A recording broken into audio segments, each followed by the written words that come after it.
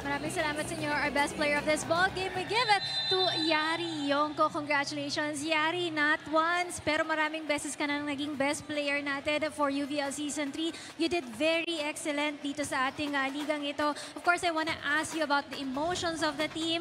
This is the first time na hindi kayo makakasama dun sa finals round. Okay ba kayo landing at the bronze medal place for this year? How do you feel about this one? Siyempre, may panghihinayang, pero happy pa din kami kasi at least kahit papano, makakatulong pa din kami sa beneficiary po namin. Right. And then what can... At saka we give all our best pa din naman po. Right. Oh, in every game talagang all-out best effort itong kupunan ng AFP Lady Gunners.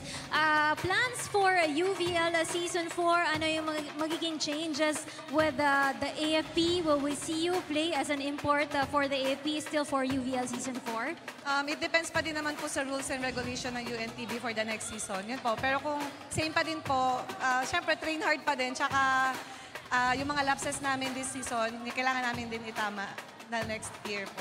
Next season.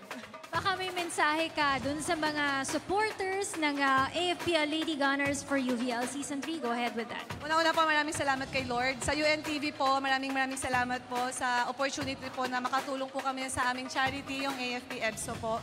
Malaking tulong po yung mapapanalunan po namin.